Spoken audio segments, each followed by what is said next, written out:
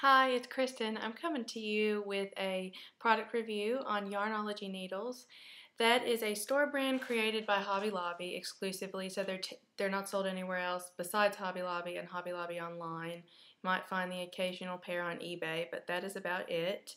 I have bought several of these pairs of needles, and so I really thought that it would be appropriate to do a review since I have experience using them and I have found some pros and cons that I wanted to share. So this is what the package looks like on most all of them. I think they've updated it recently, so there may still be some old ones on the shelf or on the pegs that you find with some different packaging, but this is how they look.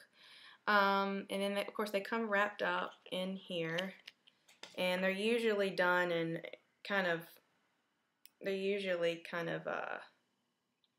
situated like that down in the package.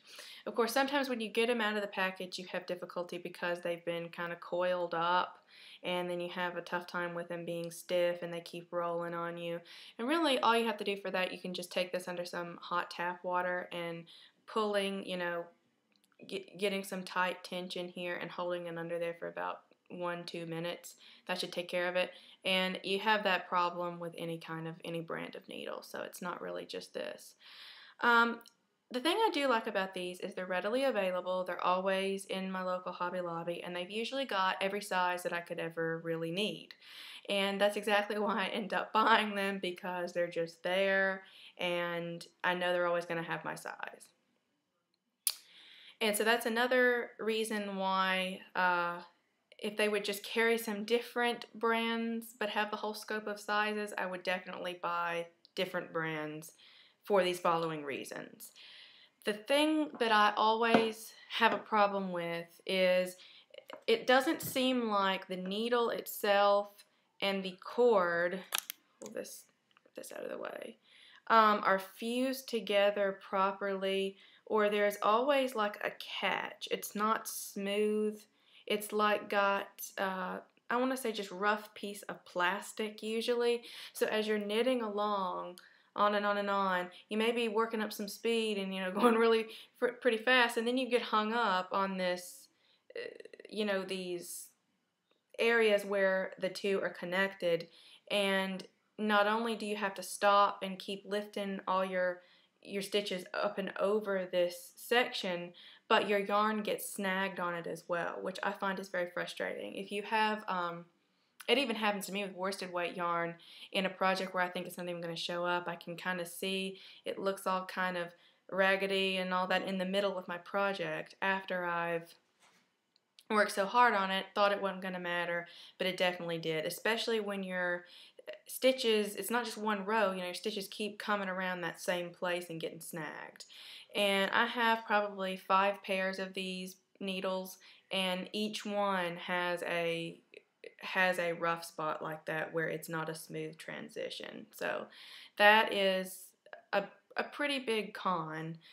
Another thing is, I'm not sure if this happens with all needles, probably so it's not really that big of a deal, but the more you use them, the more this paint or this coating on the aluminum comes off, and once you've kind of hit that where you've chipped some off, it's like all downhill from there. It really comes off and you can't even see the paint anymore that was on there.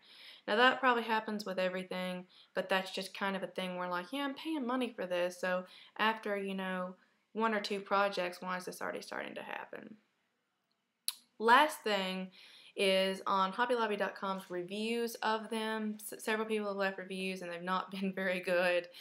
Again, I don't really know the people, and I haven't seen it happen firsthand, or for it to actually be able to prove that whatever they said was wrong is wrong. But people were complaining of their needles falling apart, and I can definitely see that. They just feel pretty cheap, and I don't mean the price, I mean they just feel cheaply made. So I definitely am not doubting that happened to somebody. That's one of the things I've worried about several times, is when I'm in the middle of a really well thought out project and I'm over halfway done, I'm thinking, gee, it would be really bad if these needles just up and fell apart in the middle of this.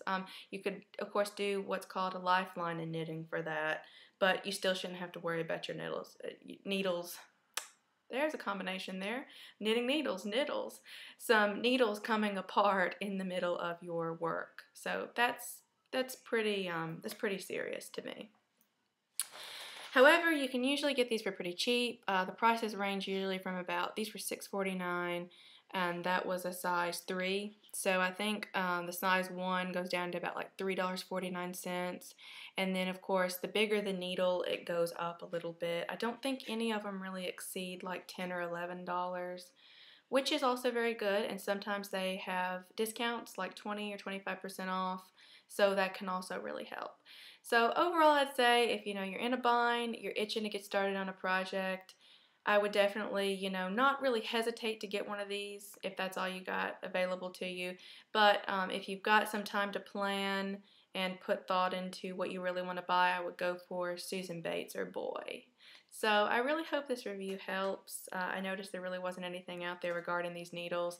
And if you have seen them maybe on the site or in the store and wondered but not spent the cash yet, maybe you can think about it a little bit more based on this info. So thanks again for watching. If you have any questions, I'd be glad to answer. Bye.